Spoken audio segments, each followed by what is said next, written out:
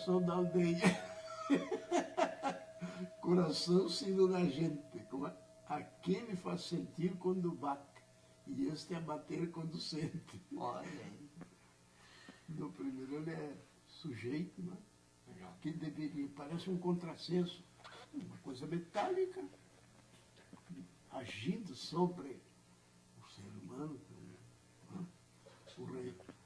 Então parece estranho que o sino metálico provoque o sentimento na comunidade. Agora o coração, mais tarde, nas áreas científicas, descobriu-se que ele é um músculo animal. E Paulo de vez, quando em vez ele fala sobre isso. Ele não me pede licença e continua batendo, até a hora que quiser. E a hora que ele quiser parar, que eu não quero, não faça isso, ele também não vai me dar bola. É um músculo animal. Uma ação direta e involuntária. Involuntário. Então, o primeiro verso, né, daqueles versinhos da quadrinha, mostra isso. Mas como é mesmo? Ele provoca sentimentos na comunidade, né, do vilarejo, o bater. Agora aqui o sentimento tem que incorporar-se, transitar e vai refletir aqui. E as batidas, né, e os movimentos vivos. Então, isso aí... Essa quadrinha é linda, né? Muito bonita, né? Muito. Eu achei isso, disse que tu tem... Não, Estevão Cruz. Estevão Cruz. Eram 2 volumes de literatura portuguesa em Portugal e a literatura em língua portuguesa no Brasil. Olha. Mostrando os cruzamentos desses filósofos, poetas quase todos, né? Mas que tinha filosofia naquela poesia, por isso que ela está. E bom, uma dessas passagens, né? Então, eu só aqui mostrando isso, que ele pega uma novidade para o modo de abordagem e que pretende os nossos companheiros, eu posso falar por mim, eu venho de uma formação dita científica, técnica, melhor dizendo. Então, não é fácil eu abandonar essa prisão, esse pé de apoio, essa alavanca, para fazer uma trajetória invertida, uma leitura de lá para cá. Então, aqui há 4 anos, há quantos anos? Vamos completar agora, dia 4 de abril, 8 anos de existência, de atividade quase que ininterrupta. Repetindo a quadrinha, ver se eu lembro do Dr. Pedro Osório. Sino, coração da aldeia. Coração, sino da gente. Um a sentir quando bate, outro a bater quando sente. Isso! Tá aí. Essa quadrinha, Estevão Cruz, né? Muito bonito. Hoje nós estamos iniciando a nossa reunião, é 22 de março, é dia do município aqui em Santo Ângelo, então provavelmente boa parte dos integrantes do grupo estão viajando ou em função da... Mas temos a presença do Ademir, que na última reunião aqui nos trouxe uma discussão muito interessante, Dr. Pedro Osório, que são uma abordagem a respeito das diferentes fases do desenvolvimento do cérebro humano. Que eu acho que é um tema que talvez nós poderíamos retomar hoje, e pela relevância dele, poderíamos aproveitar também, Dr. Pedro Osório, para retomarmos, mesmo que de forma rápida, um tema que nós examinamos no dia 19 de julho do ano passado, aqui, na reunião do dia 19 de julho do ano passado, que foi a questão da ação humana. Nós estamos, o Ademir acho que já recebeu o relato na última reunião, todo esse tempo que o grupo existe, nós estamos praticamente examinando recorrentemente 2 temas aqui, que é tentando explicar como entendemos e como pensamos, como falamos, que é o propósito final dos trabalhos do grupo. Nós praticamente não conseguimos ainda adentrar nesse tema, porque quando entramos nesse tema nós trazemos junto o homem e a sua cultura. E, portanto, uma série de variantes tão grandes que nós acabamos nos perdendo imediatamente. Todas as reuniões em que tentamos fazer essa abordagem, acabamos enfrentando dificuldades, o que prova que nós precisamos ainda prosseguir na análise desses dois primeiros momentos da inteligência, que é a capacidade de entender e de pensar. Mas a questão trazida pelo Ademir no nosso encontro, o último encontro em que ele esteve presente, ela é extremamente relevante e eu acredito que seja possível dar uma contribuição muito grande. Mas antes de nós, então, entrarmos nessa discussão, eu só queria dar uma notícia interessante. Eu estive em Porto Alegre essa semana, em visita a um amigo lá da Livraria Nova Roma, Marco Verri. Marco Verri é filho de um santogelense das antigas aqui, que mora em Tocantins hoje. O Verri, o Burrinho. O Burrinho, o Marcos Verri é filho dele, então, e é um livreiro que eu tenho... Filho do Burrinho? Filho do Burrinho.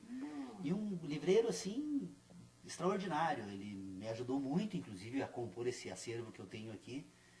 E é uma pessoa, assim, que eu tenho grande carinho. E aí, fazendo uma visita a ele, ele me deu um presente. E que presente extraordinário. É uma obra, eu nunca imaginei que nós tivéssemos aqui no Rio Grande do Sul pessoas tratando ou examinando esse tema. De uma pessoa que também eu sequer sabia que tinha trabalhos nessa área, João Carlos Brum Torres. João Carlos Brum Torres, ele foi secretário do Planejamento no governo Rigoto, se não está falhando a minha memória, e professor na URGS também, filósofo, e escreveu um texto chamado Pensamento de Ré. Intuição, né? E Pensamento de Ré, onde ele vai investigar temas que nós estamos tratando aqui há bastante tempo e que ele examina com muita propriedade, de forma muito clara, como se dão, segundo ele, os pensamentos que se relacionam diretamente com o objeto, ou seja, que a intuição é imediata, segundo o trabalho ou a investigação kantiana, os pressupostos kantianos, então, que trabalha com a ideia de intuição. A distinção entre o pensamento em que a intuição é imediata, que há uma relação direta com o objeto, e o pensamento que se constrói depois por conceitos. Perfeito. Olha, Marcos, muito obrigado pelo presente e fiquei muito encantado, na verdade, em saber que João Carlos Brum Torres trata desse assunto. Então, só para registrar, eu depois vou tentar disponibilizar para alguém que quiser, o livro está aqui comigo, né? É um livro de filosofia, de escritos filosóficos, na verdade o livro não são estudos que ele fez no curso de um certo tempo em que ele reuniu, então, nesse livro. E Pensamento de Ré, então, é uma matéria bem interessante, porque eu acredito que, embora de forma diferente, trata de uma parte dos nossos exames aqui, não há contradição alguma com que nós acabamos, de certa forma, desenvolvendo por conta própria, com aquilo que ele buscou agora, então, também desenvolver com auxílio da análise de alguns filósofos, particularmente de Kant.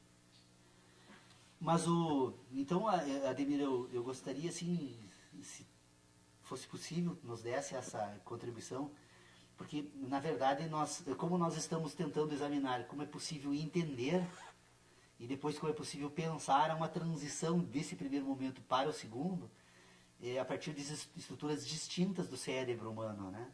E que me parece que você conhece muito bem, né?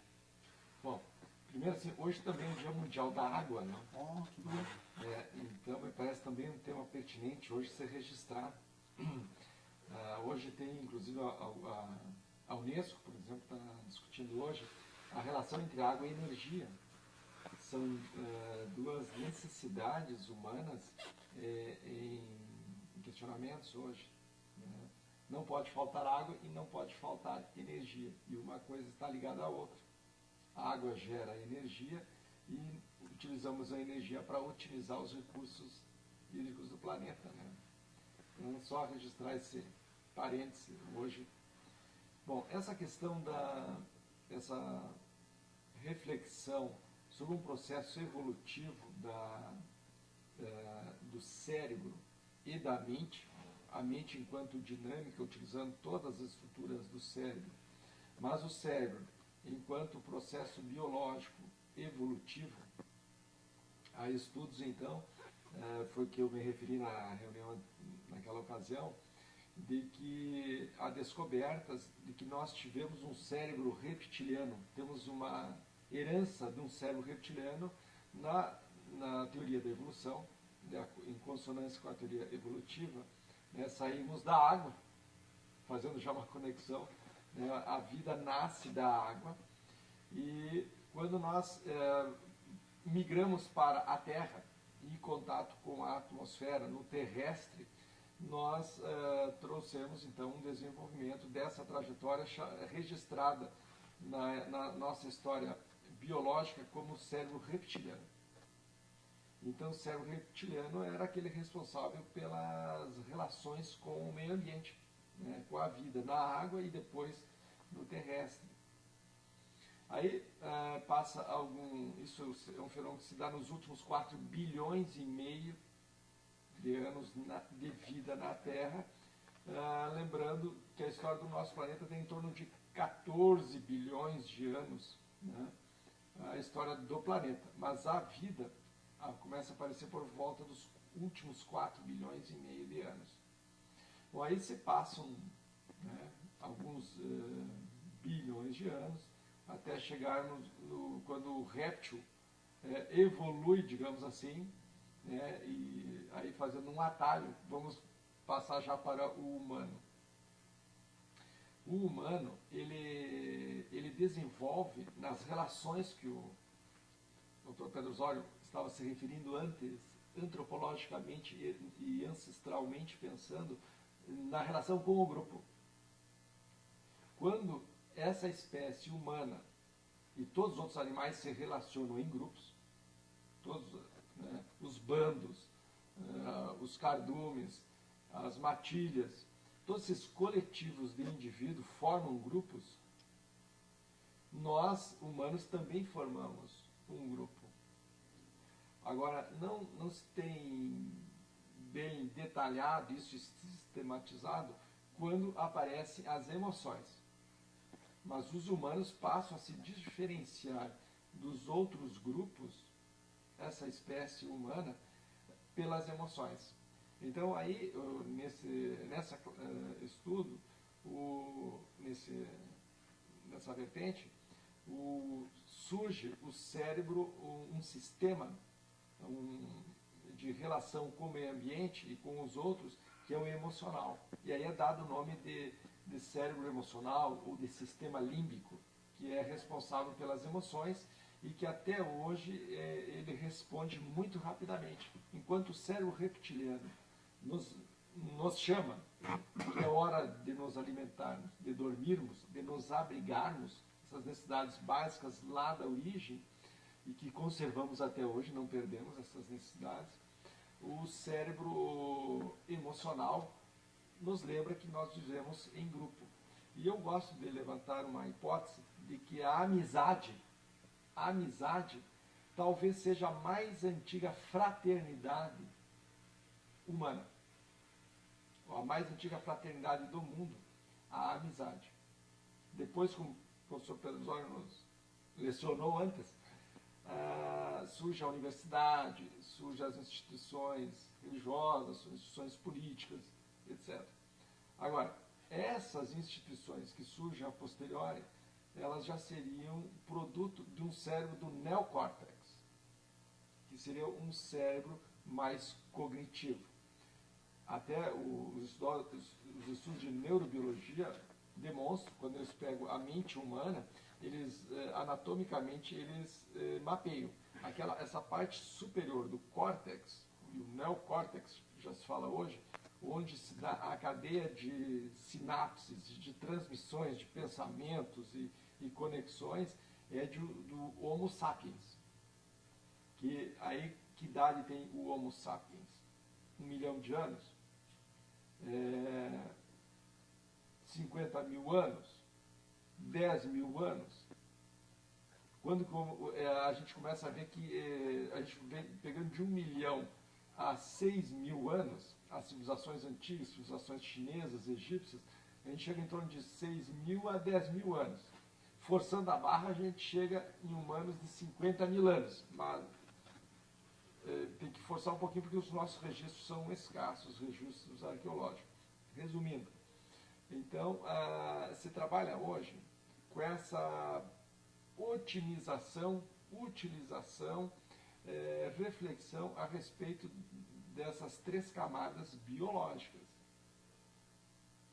Um cérebro reptiliano, um cérebro, um sistema límbico, um cérebro emocional e um cérebro cognitivo. O cérebro da racionalidade, né? Porque veja só, dos últimos 6.000 anos para cá, a aceleração é muito grande. Muito grande. Tanto que nos últimos 50 anos, a produção de artefatos pelo neocórtex é superior aos últimos 50.000 anos. É impressionante. Né? Então, hoje, nós assim, temos que ter cuidado para não darmos crédito somente ao neocórtex. Porque são as emoções que nos humanizam. E é o cérebro reptiliano que nos coloca o pé no chão, que nós continuamos sendo animais, né? E que somos irmãos de todos os outros seres vivos, né? E se não evoluíram para eles também têm um cérebro emocional, um certo desenvolvimento, porque eles reconhecem e defendem as suas crias, buscam os seus pais, distinguem os processos de acasalamento entre os grupos diferentes, eles já têm ali também. Agora, a parte da racionalidade é que a gente advoga, ou se outorga mais evoluído do que eles, pelos artefatos que nós construímos. Então, isso seria uma breve, não sei se fui claro. Perfeito. Excelente. Tema extremamente relevante, porque, em verdade, todo o esforço que fazemos aqui, e que me chamou a atenção essa leitura do pensamento de Ré, é exatamente porque a filosofia acadêmica atual, de uma maneira geral, ela abandonou completamente o exame dessas dimensões, como se essas dimensões fossem única e exclusivamente de responsabilidade daquilo que nós denominamos de ciências exatas, ou o propósito de examinar organicamente os sistemas, né, vivos. E porque a questão toda está exatamente nisso. Olha, se nós pretendemos examinar um momento da inteligência humana, que é a fala, é necessário reconhecer que ela não é algo que se dá por si mesma, ela é resultado de um processo total, que decorre de relações que iniciam lá nas estruturas orgânicas. E por isso que eu penso que examinar a ação humana, ela poderia consolidar uma base um pouco mais sólida para podermos levar adiante os nossos estudos, porque o que tem acontecido, e o Dr. Pedro Osório é testemunha, porque ele foi o primeiro a participar do grupo, aliás, foi a partir de provocações do Dr. Pedro Osório que iniciamos o grupo de estudos. Ele é testemunha de que nós estamos há 8 anos retomando o mesmo tema. E retomamos o mesmo tema porque percebemos que, embora todos nós reconheçamos a existência de um ambiente de inteligência, temos uma dificuldade terrível de ter acesso a esse sistema, porque nós construímos uma crença de que o mundo da natureza que nós temos no mundo do neocórtex, da nossa racionalidade, pode ser substituído por um sistema de ideias. Ou seja, eu não preciso do mundo da natureza. O mundo da natureza constituiu a minha inteligência, agora eu tenho a capacidade de abandoná-lo totalmente e agora produzir um mundo a partir desse sistema puramente racional. Então a educação, inclusive, enfrenta problemas terríveis, porque o abandono do mundo da natureza na reflexão sobre a teoria do conhecimento, ela acaba criando dificuldades terríveis. Eu estava agora na minha casa lá, trabalhando com um construtor, e percebi a dificuldade terrível que ele tinha para colocar 4 paredes em alinhamento, né? Quadrado, um retângulo perfeito. E aí eu disse para ele, não, mas é absolutamente simples isso, né? basta que você aplique o teorema de Pitágoras, né? Ou seja, o quadrado dos catetos é igual ao quadrado da hipotenusa. Você pega uma linha da parede, multiplica por ela mesma, pega outra, multiplica por ela mesma, extrai a raiz quadrada, puxa uma linha na outra ponta, você vai deixar a parede perfeitamente no alinhamento. Aí ele agora, ontem eu cheguei lá para conversar com ele, e daí eu falando isso, tu entendeu? Ele disse, não, eu já apliquei agora naquela parede ali, e eles, olha, ficou perfeito. Ou seja, nós ensinamos para os nossos alunos, nas nossas escolas, o teorema de Pitágoras, nunca um professor foi lá puxar uma linha na sala de aula para mostrar o quanto é importante essa teoria na vida prática. Por quê? Porque, na verdade, o mundo, para a educação, o mundo, a natureza, tem que ser colocado completamente fora. Ou seja, é imaginar que basta organizar as estruturas racionais e que isso seria o suficiente para construirmos ou desenvolvermos um sistema de conhecimentos ou de ideias, né? Mas eu só digo isso assim para... mas a ação, então, eu acho que ela é importante. Por quê? Porque, na verdade, ela retoma algumas questões que precisa ser trazido novamente para a filosofia. Porque nós temos determinada... se vocês me permitirem, rapidinho, eu posso só expor as bases sobre as quais eu acho que nós poderíamos examinar essa questão. A ação humana, ela pode ser... se formos examinar o organismo humano, nós vamos perceber que ele é composto por uma quantidade, uma diversidade, extremamente complexa de ações. Ou seja, até que um indivíduo consiga falar sobre algo, é preciso pôr em ordem uma série de outras, porque a fala é uma ação. É uma ação humana, ela decorre de uma ação humana que envolve um conjunto de ações, né? Movimento de todo o sistema fonético, a associação do sistema fonético agora a um sistema de ideias, que está associado a um sistema de sentidos, um sistema de sentidos que foi construído por um conjunto de relações com a natureza. Ou seja, a fala é uma ação, talvez das mais complexas de todas, mas que somente é possível separá-la, então, desse conjunto de ações humanas, se nós percebermos que os organismos têm ações diretas e ações indiretas. Nós poderíamos dizer que as ações diretas são aquelas que se operam no interior do organismo. Ou seja, todos os organismos têm um conjunto de ações diretas, então, que poderíamos separá-las em ações orgânicas, de movimento e de sentido. Então, se nós examinarmos um organismo, então, a partir da forma direta, aquelas que se dão no organismo, né? Nós vamos perceber que há uma série de ações orgânicas que sequer nós conseguimos identificar a causa dessas ações. Por exemplo, a reprodução celular. Todo organismo, ele processa um conjunto de ações diretas, orgânicas, que faz com que essa estrutura orgânica se reproduza de forma natural. Nós estamos permanentemente nos reproduzindo. Tanto que poderíamos, e acho que todos nós concordamos aqui, que a morte seria a cessação da reprodução. Quando o organismo cessa o processo reprodutivo, ele morre. Então, desde o momento da concepção até a morte, esse organismo, ele permanentemente se encontra num processo direto de reprodução orgânica. Então, nós temos uma ação orgânica em curso desse organismo. Bom, se esse organismo agora tem esse processo, que nós reconhecemos, então, um complexo de ações orgânicas, ele tem também agora, depois de um determinado estágio desse desenvolvimento, nós vamos perceber que esse organismo agora tem não apenas ações orgânicas, mas ações de movimento. Essas estruturas orgânicas que iniciam na reprodução, na concepção, que se desenvolvem até compor a estrutura orgânica, num determinado momento, essa estrutura passa a ter movimentos. E aí esses movimentos, nós poderíamos examiná-los em 3 divisões. Eles podem ser voluntários, involuntários ou mistos. Ou seja, todo o movimento desse organismo tem alguns movimentos que são involuntários. O coração bate independentemente de qualquer ação do organismo. Embora ele possa, com a ajuda de exercícios, interferir, quem sabe, nesse movimento, mas o movimento é natural. É um movimento que se processa nessa estrutura orgânica de forma natural. O coração bate. Esse exemplo. Poderíamos examinar um conjunto de outros, né? Então nós temos um que é involuntário e temos agora um que tem um movimento involuntário. O movimento voluntário agora é quando esse organismo pode, a partir de outras estruturas, mover-se, né, no espaço.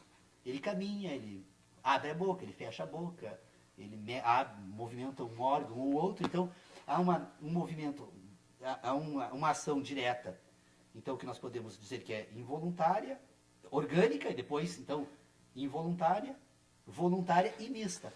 Qual é a mista? A ação de respirar, por exemplo. Nós temos controle sobre o ato de respirar, mas num determinado momento ele passa a ser involuntário. Então, ele há um complexo sistema que se opera aqui, que é involuntário e involuntário. Então, temos a ação direta orgânica de movimento. E agora nós temos a ação direta de sentido. Esse organismo, então, que tem ações orgânicas, que tem ações de movimento, ele agora também tem ações de sentido. Esse organismo agora ele se relaciona no mundo da natureza, enquanto estrutura orgânica, e passa agora, então, a reunir informações destas relações que ele estabelece no ambiente da natureza, a partir dos seus sentidos, né? Então, ele tem tato, olfato, gosto, visão e audição. Estas relações são ações de sentido. O organismo, então, a partir das ações orgânicas, ele passa, então, a ter sentido no mundo da natureza. Então, vocês percebam a importância para a filosofia de colocar em evidência a existência desses processos, não para explicar como eles funcionam. Porque talvez a ciência, a busca permanente de todo o esforço humano hoje, naquilo que nós denominamos então de ciência, é tentar encontrar as causas iniciais e uma eventual consequência final desses processos que permitem isso. Então, nós não estamos examinando essas questões, apenas reconhecendo que há nesta estrutura orgânica, então, um complexo de ações que podemos tratar, então, como ações diretas. Bom, as ações indiretas agora são aquelas ações que se dirigem para fora do organismo, e que também podem ser ordenadas em orgânicas de movimento e de sensação. Bom, uma ação orgânica, uma ação indireta, se a ação direta se processa no interior do organismo, a ação indireta se projeta para fora. A ação indireta orgânica, a reprodução humana. Ou seja, na medida em que essa estrutura se projeta junto com outra estrutura, para fora, para o mundo da natureza, nós temos uma ação indireta orgânica que dá origem a um novo ser. Esta ação indireta também pode ser de movimento.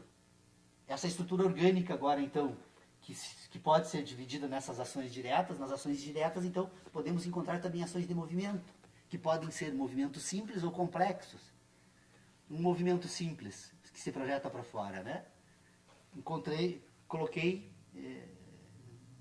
Incidi sobre um fato da natureza. Uma ação complexa simples. Uma ação complexa, uma ação de movimento simples. Então, pegar um objeto, uma ação de movimento complexa. Agora, relacionar esse objeto a outro. Eu coloco ele de volta no local onde estava. A ação não é mais simples, mas ela é complexa porque envolve não apenas agora um ato em relação a esse objeto, mas também desse objeto em relação a outro objeto que se projeta para fora do organismo.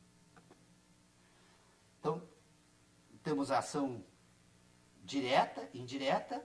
Nas duas nós encontramos, podemos dividi-las em orgânica, de movimento e de sensação. Nas indiretas, então, nós percebemos que é possível, então, a ação orgânica, é possível a ação de movimento, e é possível a ação de sentido. Essa, nós teríamos que ficar, talvez, toda essa reunião, e talvez muitas outras, porque é a que envolve a fala, a comunicação humana. A ação indireta de sentido é aquela que tem o propósito agora de incidir sobre outra estrutura orgânica a partir de uma ação indireta. Ela se projeta num outro indivíduo. De sensação, por quê? Porque qual é o propósito agora desta ação?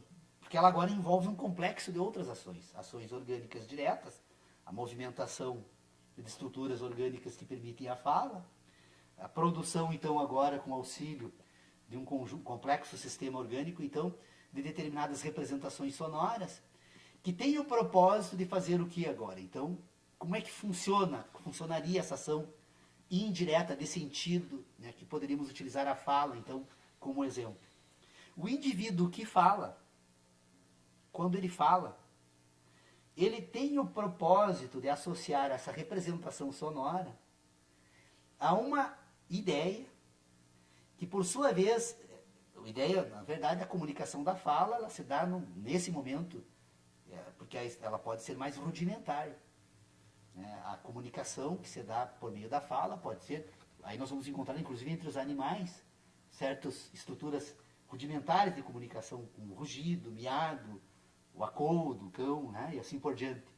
Mas no ser humano, neste exame, então, desse cérebro neocórtex que você refere, né?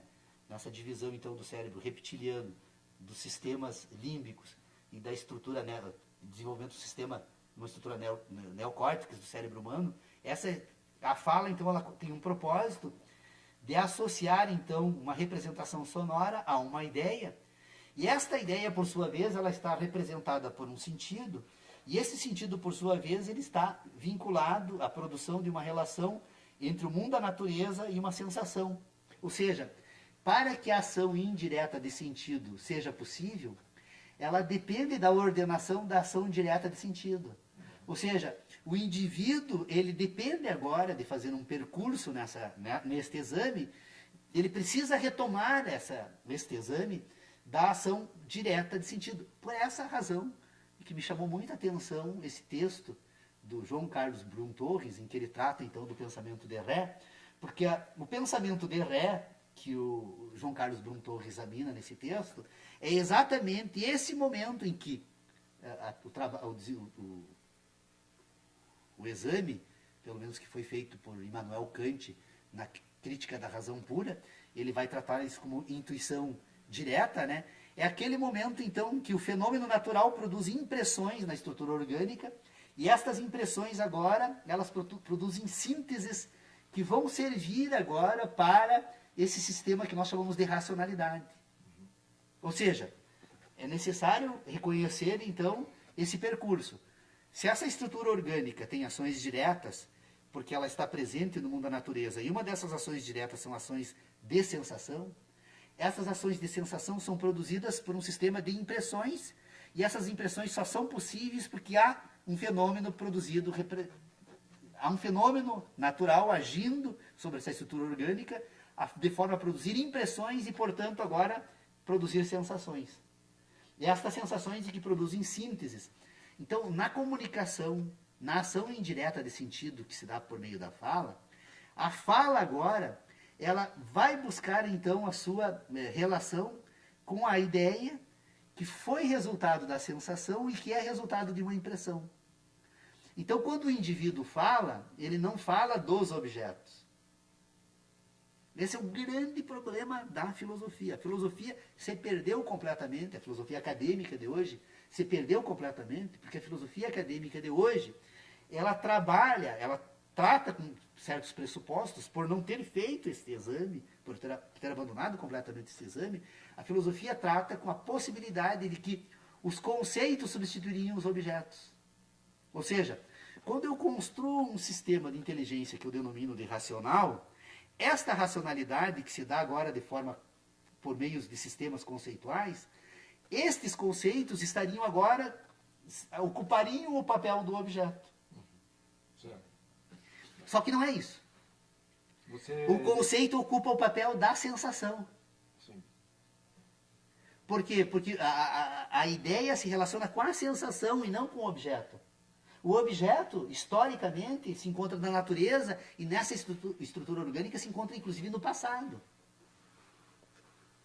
Então, se o objeto se encontra na natureza no passado e é resultado de uma ação direta de sentido, portanto, o que o conceito trata é do sentido e não do objeto. Ora, então, quando o indivíduo fala, ele fala do sentido, que por sua vez é resultado da sensação, e não dos objetos. Então o indivíduo fala não para a sensação do outro indivíduo. Ele fala para a própria sensação, imaginando, agora nós construímos na comunicação, um ponto assim que liga então esses dois indivíduos, é a imaginação que eu tenho que este indivíduo, agora ao receber essa representação fonética, vai encontrar agora no seu sistema racional uma relação entre uma ideia e uma sensação, e esta sensação tenha pelo menos semelhança no mundo da natureza com a mesma que produziu a sensação daquele que emitiu a fala. Então o indivíduo fala com o propósito, e quando ele fala para si e não para o outro. Ele imagina ao falar para si de que o outro, ao acessar as mesmas estruturas agora racionais, vai conseguir agora reproduzir o mesmo percurso nesse sistema orgânico que permitiu esse indivíduo ter a ideia a respeito desta questão. Então, nós estamos, na verdade, enredados num problema praticamente quase que insolúvel no mundo que nós desenvolvemos da pretensa racionalidade. Que, aliás, eu gosto muito de uma afirmação feita por Hans Kelsen, quando ele trabalha com a teoria jurídica. Ele diz assim: o sistema de conteúdo espiritual objetivo. Nós imaginamos, partimos do pressuposto no mundo civilizado, de que nós conseguimos dar objetividade ao espírito. Esta objetividade, ela seria um processo puramente racional. E você fez um alerta importante quando tratou da questão da água, né? Essa tentativa que o homem, né, que é o cérebro reptiliano que nos chama a atenção permanentemente, dizendo que somos, antes de mais nada, animais, e que, portanto, somos conduzidos, né, por sensações e depois por emoções, né, quando desenvolvemos esse sistema límbico. O cérebro humano hoje, e você fez um registro também, que eu acho que é da maior importância para essa reflexão sobre a humanidade, de que nos últimos 50 anos desenvolvemos mais do que os últimos 50 mil anos. Por quê? Porque, em verdade, este sistema de conteúdo espiritual objetivo, ele tem o propósito de apartar completamente o homem do mundo da natureza. Interditar o animal humano por completo. Não apenas agora naquelas questões que servem ao sistema civilizado, mas interditar por completo, ao ponto de o homem não se reconhecer mais como homem, né? Como ser, como animal, e apenas com uma pretensa racionalidade, que é extremamente perigoso para o futuro da humanidade, né? Porque na medida em que deixarmos de construirmos vínculos entre indivíduos, né, a sociedade humana como todo corre perigo, né? Porque, doutor Pedro Osório, se estamos corretos nas nossas investigações aqui no grupo de estudos a respeito daquelas ordenações do mundo ético, mundo moral e o mundo político, ou os diferentes contextos de mundo que o indivíduo desenvolve quando ele passa a ter domínio sobre esse sistema de inteligência, né? O mundo ético só é possível quando o homem se reconhece como um animal. E o animal, por excelência, humano, é o animal na família. É no seu grupo social mais reduzido de todos, que é a família, que vai construir os pressupostos de relacionamento que vão permitir a existência de uma ética. A ética é quando o indivíduo consegue, então, se projetar nos demais indivíduos. Porque o indivíduo puramente moral é o indivíduo apartado do homem. É apartado do animal. Há uma pura moralidade, é um sistema puramente de ideias. Então, sei lá, eu realmente, desculpe, eu me entusiasmo com essas discussões, mas penso eu que pôr em ordem a ação humana, tentando, então, identificar como se processam as ações diretas e como se dão as ações indiretas, porque da transição de uma a outra é que surge o homem civilizado que fala, racional, ela é fundamental para inserirmos novamente a filosofia num ambiente de inteligência que envolva não apenas ideias, mas o mundo como um todo. Que o filósofo, toda vez que você cobra, qualquer filósofo, uma explicação, não, mas espera aí, essas suas ideias aí, no mundo em que vivemos do homem, qual a relação que tem? Não, o homem entra aqui, ele esculhamba com tudo, ele só funciona quando a filosofia não admite examinar as particularidades das relações da vida, porque ela se colocou num ambiente de um sistema de conteúdo puramente espiritual objetivo. Ou seja, apartar a ciência, né, ela estaria completamente divorciada do conhecimento. Conhecimento, quero fazer um registro aqui. Concordo, número, grau e gênero com a afirmação de Kant que todo conhecimento tem origem na experiência, que, portanto, é possível substituir a palavra experiência por sensação. Todo conhecimento tem origem nas sensações. Agora, as ideias que vão compor aquilo que nós podemos denominar de ciência, ou a capacidade, então, agora de racionalizar o mundo, é um sistema puramente relacional. Ela não tem mais sensação, ela agora é composta de relações, que vai buscar as sensações por empréstimo, mas então, ideia e conhecimento são temas, embora no contexto do homem elas estejam integradas, no contexto da filosofia elas precisam ser separadas. Se eu não conseguir separar ideia e conhecimento, ou ideia e ciência, eu não consigo ainda levar adiante qualquer estudo que consiga colocar essa estrutura orgânica, que tem ações diretas, né, para serem ordenadas, de uma estrutura orgânica que tem ações indiretas. Porque esse sistema, então, de conhecimento, ele tem origem nas sensações, e ele compõe aquilo que esse homem vai ter nesta sua estrutura de inteligência como as suas verdades. Então, conhecimento, sensação e verdade são 3 exames do mesmo tema, distintos exames do mesmo tema. Ciência, ideia, metafísica, 3 formas de exame, 3 formas de exame de um outro tema. Então, conhecimento e ciência precisam necessariamente serem distinguidos. Porque se esse conhecimento que tem origem nas sensações e que vai compor as verdades do indivíduo, esta ciência ela vai ter certezas, vai ter crenças e vai desenvolver agora o sistema de ideias, mas ele é todo ele metafísico, é relacional. Embora também seja um processo orgânico, mas ele agora não trabalha com sensações, mas com síntese de sensações. Lá no conhecimento estaria o a priori e o a posteriori lá? Não, a priori só no sistema de ideias. No sistema da ciência. Não, porque na verdade, se nós pegarmos o sistema de juízos que Kant trabalha, é importante, encontrei também, essa semana foi muito feliz, assim, em coincidências. Eu encontrei um advogado, um professor na UBRA, Leonardo Cusato, e fiquei encantado. Ele está fazendo doutorado em matemática pura, né? Então, vocês imaginem... Advogado. O advogado matemático. E aí eles estávamos tratando dessa questão dos juízos kantianos, os juízos sintéticos a priori e a posteriori. E eu imagino que se Kant estivesse sentado aqui conosco hoje, ele não apresentaria objeção nenhuma se nós dessemos uma outra designação para esses juízos. Podemos fazer juízos sintéticos puros e juízos sintéticos impuros. Por que é possível falar em juízos sintéticos puros? Os juízos sintéticos puros são aqueles constituídos por identidade. Juízos que se relacionam com outros juízos. São relações matemáticas. A matemática permitiria, então, a identificação de um sistema de juízos sintéticos puros, que são juízos que se relacionam com outros juízos, portanto, eles têm identidade entre si. Já nos juízos sintéticos impuros, ele agora não tem mais relação entre os próprios juízos, mas ele busca se relacionar com sensações. Então ele é impuro porque ele está relacionado a uma sensação. Então são juízos de relações. Esses juízos sintéticos puros seriam os juízos das certezas, e os juízos sintéticos impuros seriam os juízos das crenças.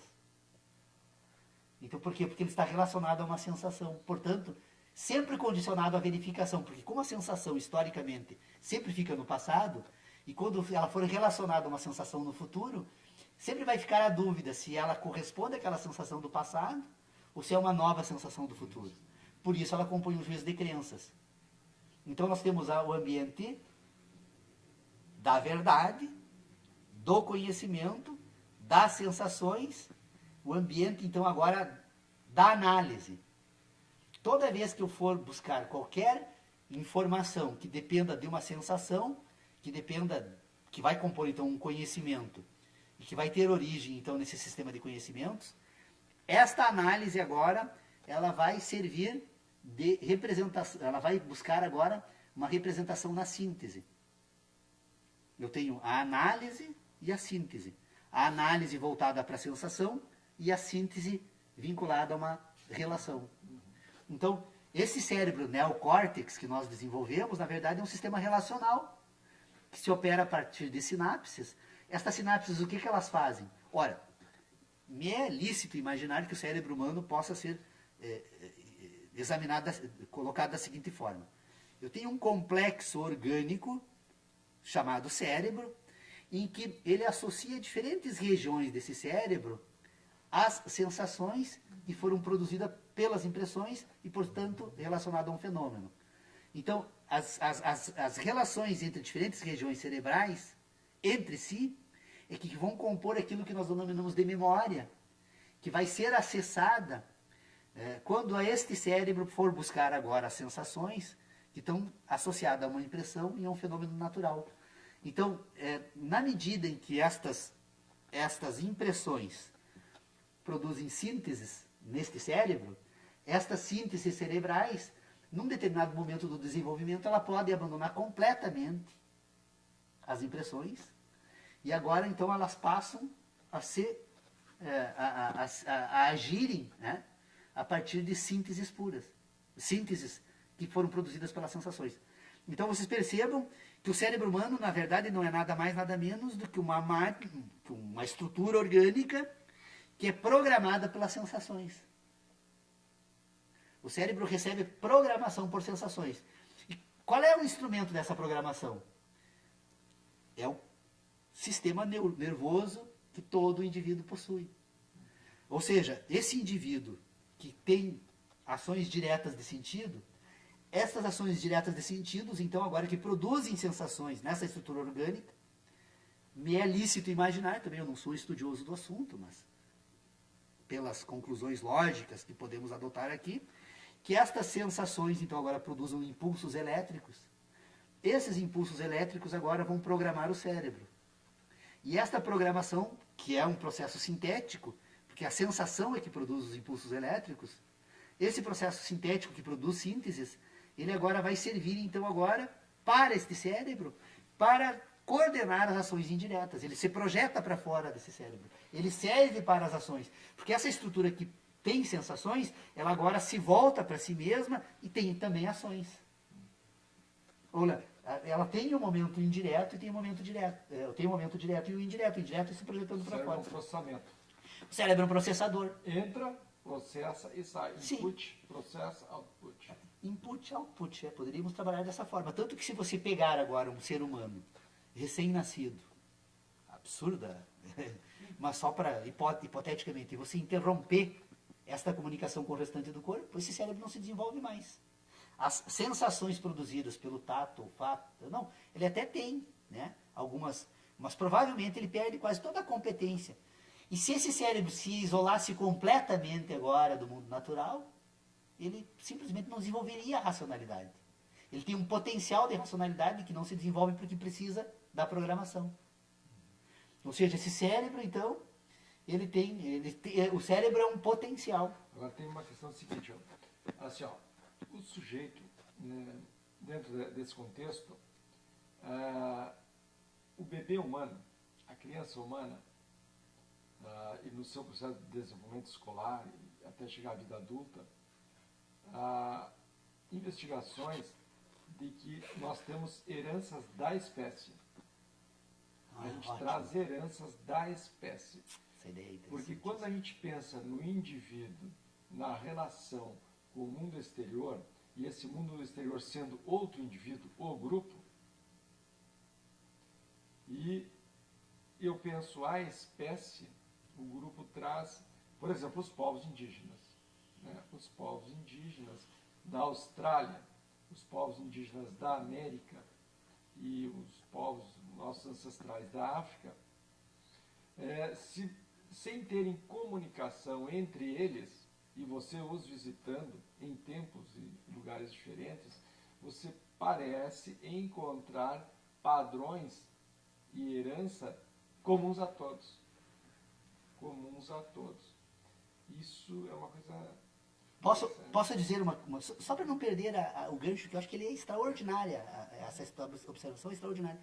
A ação indireta, orgânica, ela projeta no outro indivíduo não apenas instruções para que se reproduza e constitua um novo ser humano, mas leva junto as instruções recebidas no curso da existência dessa estrutura orgânica. Na verdade, se você observar, por que o João de Barro constrói uma casa de barro? Porque na reprodução entre as famílias dos Joões de Barro, né? É esse o plural, ele já recebe instruções orgânicas a respeito de como se produzir uma casa. Como isso se dá, nós não sabemos, mas a prova está é que ele consegue fazer. E, portanto, o ser humano deve ter receber essas instruções também. Então, o que eu posso dizer é que essas impressões orgânicas que produzem verdades e sensações, elas comporão depois nessa carga genética que vai se dar a ação indireta orgânica que se projeta no outro indivíduo, ela comporá um conjunto de informações que será utilizada pelas gerações futuras. E aí, apenas só para trazer uma maluquice completa aqui agora, para dizer que também ele não só filosófico, mas também pode falar algumas coisas que talvez um dia alguém possa estudar um pouco melhor, é possível que estas informações sejam acessíveis pelo sonho. Porque se há uma relação entre essa racionalidade e a estrutura orgânica, e esta racionalidade se processa por diferentes formas, é possível que o sonho seja uma forma de passar informações da estrutura orgânica que sente para a estrutura orgânica que pensa. E, portanto, eu poderia sonhar não apenas as sensações que tive, mas as que os meus antepassados também tiveram. Por isso que nós às vezes sonhamos que voamos, sem nunca termos voado.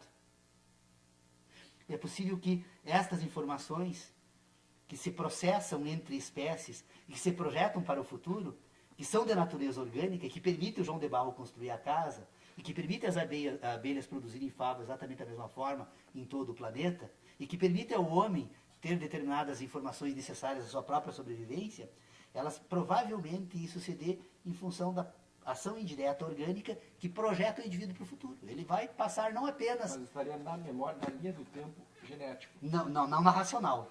Sim, na memória genética. Na memória genética. Na memória genética. O acesso a esta memória genética, que você citou... Poderia se dar pelo sonho. Poderia ser como o sonho. O que o Freud chamou que o sonho era a via régia, a via principal para o inconsciente. Né? O inconsciente que é a inteligência de sentidos. E o Freud, de sensações. Só que o Freud, ele usa, ele estrutura as suas descobertas, seus estudos, em cima da trajetória individual. E o seu companheiro, colega de estudo, Jung, expande o conceito de inconsciente para inconsciente coletivo. Que haveria um inconsciente coletivo, onde você faria esses acessos pelos arquétipos. Os arquétipos seriam padrões coletivos. Bom, essa discussão, ela é uma discussão que às vezes ela sai de moda, às vezes ela entra na moda acadêmica ou dos pesquisadores. Agora eu pegaria um outro exemplo, deixando Freud de um lado, mas sem esquecê-los, a questão da internet hoje. Eu tenho o meu computador, os senhores têm seus computadores pessoais. E no momento em que nós nos comunicamos à rede, nós estamos em rede, né? A internet, por exemplo, ela coletiviza as nossas relações, as nossas sensações. Racionais. Ela coletiviza as relações racionais. Né? As emocionais, no momento que eu exteriorizar isso. Né? Potencializa. Agora, ela não... ela pode até sensibilizar o nosso futuro genético, para os nossos descendentes, porque à medida que ela incorpora a mim. Então, a internet seria o exemplo, traduzindo assim, ou correlacionando, com um inconsciente coletivo virtual hoje. Enquanto que o computador pessoal, por isso é chamado de PC, Personal Computer, né, seria o individual.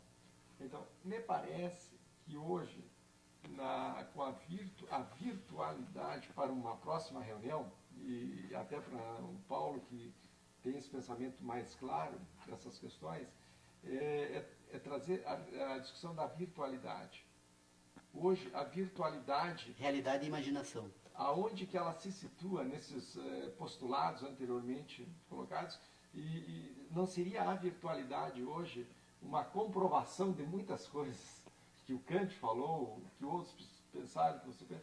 Hoje, o exame da virtualidade, por exemplo, Pierre Levy, que é um israelense que estuda muito a questão da virtualidade, ele diz que hoje, pegando só uma palavrinha dele assim, hoje o real é o virtual.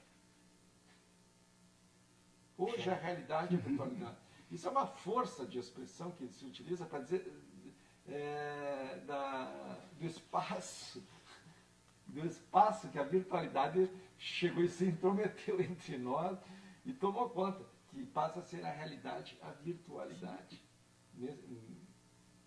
por aí. Mas que coisa bonita. Eu gostei muito desse debate de vocês, que não teve esse sentido, mas produziu esse efeito de visões. De concordâncias, né? E eu que venho de Priscaseras, carrego comigo hábitos que se incorporam e que geneticamente talvez, né? Já recebo e ainda acrescento algo de reforço e de mais complexidade para mim próprio. Então, eu vejo isto, que estamos, por vezes, nos afastando de um problema imediato que nos desafia, creio eu, porque ando à procura também disso, às vezes está tão perto que vou procurar lá longe e está muito próximo. Nós só fazemos um salto muito problemático, eu diria até muito audacioso. Nós, o que somos nós? Bom, há uma fecundação, né? Sim, mas foi outro ser humano com essa complexidade toda que está ali do Antônio e do Francisco e da Maria e da Joana, né? O que está imediatamente? Perdemos milhões de células todos os dias e nascem milhões de células. É importante, mas vamos deixar para lá isso um pouquinho. Ontem, o que nós éramos? Individualmente, cada um de nós. Esse ontem, que eu digo, é um lugar terrivelmente complexo, a fecundação. Nós éramos um flagelado, um espermatozoide e um óvulo, o zigoto, e a união destes dois. Pedro Osório, o filósofo que nos visita, o Paulo com sua teoria encantadora e que esclarecedora e que complica mais ainda o problema, convenhamos. Então, por que não tentar explicar ou convencer-se de que é difícil ou impossível? Por que não? Essa passagem de um flagelado e de um óvulo, um zigoto, e a formação, e pã, agora está aqui. O doutor Paulo, o nosso... Como é teu nome? Ademir, seu ex-aluno. Isso, o Ademir, agora meu professor. Então, navegam em lugares extremamente audaciosos, bonitos e úteis, mas esquecem este passo primeiro. Como é que isto, que de um flagelado e de centenas, milhares deles numa competição, olha, o estudo dessa competição, por favor, não traga agora ainda. Vamos ficar só no fato imediato que está perto de nós. Essa competição terrível à procura de algo que vai formar uma síntese. E não, agora aparece um bípede, sem penas, como dizia Platão. O homem capaz de levar consigo um outro homem, não, outros flagelados que vão produzir. Não, mas o homem já era um homem. Devagar, dá para dizer isso, para lá. Mas isso não é um passo imediato. Isso é feito através de um elo, de uma corrente. E nós estamos queimando esse momento. E esse é um momento importantíssimo, me parece. Esperava, queremos navegar em mares nunca antes navegados, esquecidos de que temos que levar em conta o nosso barco, as situações climáticas dos mares e dos icebergs, dos desastres. Né? Agora, não posso deixar de reconhecer que é um esforço muito bonito de vocês, e útil, sim, Mas continuo me fazendo essa pergunta. Porque através de ficções é possível chegar à verdade científica no sentido de causa e efeito, naquele ambiente todo que é da racionalidade e associado às experiências. Né?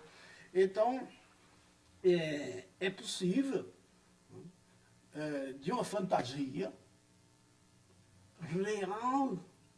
Mas que é isso? Uma fantasia que conduz, que vem do real ou vai para o real através da fantasia? Sim. Isso vínhamos fazendo já por ocasião do último conflito mundial, que eu não preciso de outros instrumentos para afirmar com precisão que os 2 motores da minha aeronave, lá na cabeceira da pista, eu sou mecânico de avião, pobrezinho, não é? Estou aqui no fundo da pista, e lá está o piloto para decolar. E que ele introduz as manetes no acelerador dos seus motores, e um impacto melhor, 2.700 rotações por minuto. Porque se não houver essa sincronia, ele sai fora da pista, vai matar a população, como ocorreu em Congonhas. Agora há pouco. Não pode o jeito sair de cima da pista. Mas como é que eu posso ter certeza que os 2 estão com o mesmo empuxo? Colocando a língua do palatino, aqui no palato, da boca, aqui no céu da boca, de quem está no fim da pista, o mecânico, eu estou lá, olhando para o centro da estrutura da aeronave. E dos 2 lados já estão os motores. E agora faça um ruído, por favor, no céu da boca. O nervo óptico. Usa o mesmo ponto de referência. Olhando para os motores, as hélices lá, os motores vão aparecer parados. Não parou, é uma ficção. Mas parar. Eles estão sincronizados. Pode soltar os freios e sairás como uma flecha por cima da pista, sem problema nenhum. Embora os relógios, os tacômetros da aeronave estejam dizendo o que quiser. O teste derradeiro foi feito aqui, agora, neste instante. E não há meio minuto atrás. Com o quê? Com isso. Mas os motores não pararam, as hélices, o que é isso? É uma maluquice. Através de uma ficção, desde que ela seja válida para comparar algo, é extremamente útil. Né? Então, será que o conhecimento não tem a ver com isso? Possível, doutor Pedro Osório, possível. Nós já estamos no... Eu acho que é interessante, podemos retomar essa questão na próxima reunião. Nós já passamos hoje do nosso horário, e aqui o nosso Bedel deveria ter tocado o sino às 11 horas, né? Claro, olha aí, ó. Tá bem, então. Tira foto para nós, Lucas. Doutor Pedro Osório. Evolutivo. Há estudos, então, foi o que eu me referi na reunião naquela ocasião, de que há descobertas de que nós tivemos um cérebro reptiliano, temos uma herança de um cérebro reptiliano na teoria da evolução, em consonância com a teoria evolutiva, né, saímos da água, fazendo já uma conexão, né, a vida nasce da água, e quando nós migramos para a Terra, em contato com a atmosfera no terrestre, nós trouxemos então um desenvolvimento dessa trajetória registrada na nossa história biológica como cérebro reptiliano. Então o cérebro reptiliano era aquele responsável pelas relações com o meio ambiente, né, com a vida na água e depois no terrestre. Aí, isso é um fenômeno que se dá nos últimos 4 bilhões e meio de anos de vida na Terra, lembrando que a história do nosso planeta tem em torno de 14 bilhões de anos, né? A história do planeta, mas a vida começa a aparecer por volta dos últimos 4 bilhões e meio de anos. Bom, aí se passam, né, alguns bilhões de anos, até chegar quando o réptil evolui, digamos assim, né, e aí fazendo um atalho, vamos passar já para o humano. O humano, ele desenvolve nas relações que o Dr. Pedro Osório estava se referindo antes, antropologicamente e ancestralmente pensando, na relação com o grupo. Quando essa espécie humana e todos os outros animais se relacionam em grupos, todos, né, os bandos, os cardumes, as matilhas, todos esses coletivos de indivíduos formam grupos, nós, humanos, também formamos um grupo. Agora, não se tem bem detalhado isso, sistematizado, quando aparecem as emoções. Mas os humanos passam a se diferenciar dos outros grupos, essa espécie humana. Uma novidade para o modo de abordagem e que pretende que os nossos companheiros, eu posso falar por mim, eu venho de uma formação dita científica, técnica, melhor dizendo. Então, não é fácil eu abandonar essa prisão, esse pé de apoio, essa alavanca, para fazer uma trajetória invertida, uma leitura de lá para cá. Então, aqui há 4 anos, há quantos anos? Vamos completar agora, dia 4 de abril, 8 anos de existência, de atividade quase que ininterrupta. Repetindo a quadrinha, ver se eu lembro do Dr. Pedro Osório. Sino, coração da aldeia. Coração, sino da gente. Um a sentir quando bate, outro a bater quando sente. Isso! Tá aí. Essa quadrinha, Estevão Cruz, né? Muito bonito. Hoje nós estamos iniciando a nossa reunião, é 22 de março, é dia do município aqui em Santo Ângelo, então provavelmente boa parte dos integrantes do grupo estão viajando ou em função da... Mas temos a presença do Ademir, que na última reunião aqui nos trouxe uma discussão muito interessante, Dr. Pedro Osório, que são uma abordagem a respeito das diferentes fases do desenvolvimento do cérebro humano, que eu acho que é um tema que talvez nós poderíamos retomar hoje, e pela relevância dele, poderíamos aproveitar também, Dr. Pedro Osório, para retomarmos, mesmo que de forma rápida, um tema que nós examinamos no dia 19 de julho do ano passado aqui, na reunião do dia 19 de julho do ano passado, que foi a questão da ação humana. Nós estamos, o Ademir acho que já recebeu o relato na última reunião, todo esse tempo que o grupo existe, nós estamos praticamente examinando recorrentemente 2 temas aqui, que é tentando explicar como entendemos e como pensamos, como falamos, que é o propósito final dos trabalhos do grupo. Nós praticamente não conseguimos ainda adentrar nesse tema, porque quando entramos nesse tema, nós trazemos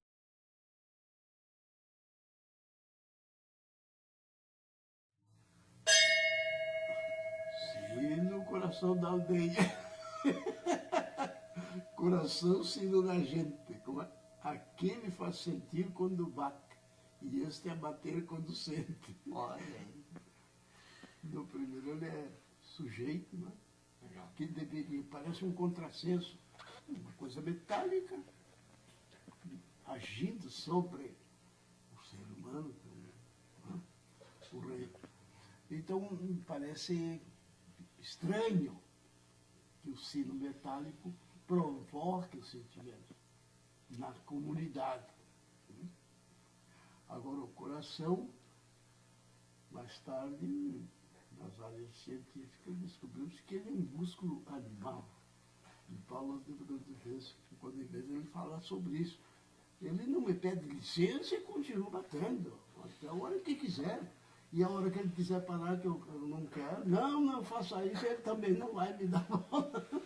Né? É um músculo animal. Uma ação direta e involuntária. Involuntário. Então, o primeiro verso, né, daqueles versinhos da quadrinha, mostra isso. Mas como é mesmo? Ele provoca sentimentos na comunidade, né, do vilarejo, o bater. Agora aqui o sentimento tem que incorporar-se, transitar e vai refletir aqui. E as batidas, né, os movimentos vivos. Então, isso aí... Essa quadrinha é linda, é muito bonita, bonita, né? Muito. Eu achei isso, disse que tu tem, não, Estevão Cruz. Eram 2 volumes de literatura portuguesa em Portugal e a literatura em língua portuguesa no Brasil. Mostrando os cruzamentos desses filósofos, poetas, quase todos, né? Mas que tinha filosofia daquela poesia, por isso que ela está. E uma dessas passagens, né?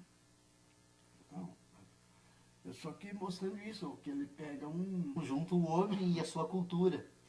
E, portanto, uma série de variantes tão grandes que nós acabamos nos perdendo imediatamente. Todas as reuniões em que tentamos fazer essa abordagem, acabamos enfrentando dificuldades, o que prova que nós precisamos ainda prosseguir na análise desses 2 primeiros momentos da inteligência, que é a capacidade de entender e de pensar. Mas a questão trazida pelo Ademir no nosso encontro, o último encontro em que ele esteve presente, ela é extremamente relevante e eu acredito que seja possível dar uma contribuição muito grande. Mas antes de nós, então, entrarmos nessa discussão, eu só queria dar uma notícia interessante. Eu estive em Porto Alegre essa semana, em visita a um amigo lá da Livraria Nova Roma, Marco Verri. O Marco Verri é filho de um santogelense das antigas aqui, que mora em Tocantins hoje. O Verri, o Burrinho. O Burrinho, o Marcos Verri é filho dele, então, e é um livreiro que eu tenho... Filho do Burrinho? Filho do Burrinho. E um livreiro, assim, extraordinário. Ele me ajudou muito, inclusive, a compor esse acervo que eu tenho aqui. E é uma pessoa, assim, que eu tenho grande carinho. E aí, fazendo uma visita a ele, ele me deu um presente. E que presente extraordinário. É uma obra, eu nunca imaginei que nós tivéssemos aqui no Rio Grande do Sul pessoas tratando ou examinando esse tema. De uma pessoa que também eu sequer sabia que tinha trabalhos nessa área, João Carlos Brum Torres. João Carlos Brum Torres, ele foi secretário do Planejamento no governo Rigoto, se não está falhando a minha memória, e professor na URGS também, filósofo, e escreveu um texto chamado Pensamento de Ré. Intuição, né? E Pensamento de Ré, onde ele vai investigar temas que nós estamos tratando aqui há bastante tempo e que ele examina com muita propriedade, de forma muito clara, como se dão, segundo ele, os pensamentos que se relacionam diretamente com o objeto, ou seja, que a intuição é imediata, segundo o trabalho ou a investigação kantiana, os pressupostos kantianos, então, que trabalha com a ideia de intuição, a distinção entre o pensamento em que a intuição é imediata, que há uma relação direta com o objeto, e o pensamento que se constrói depois por conceitos. Perfeito.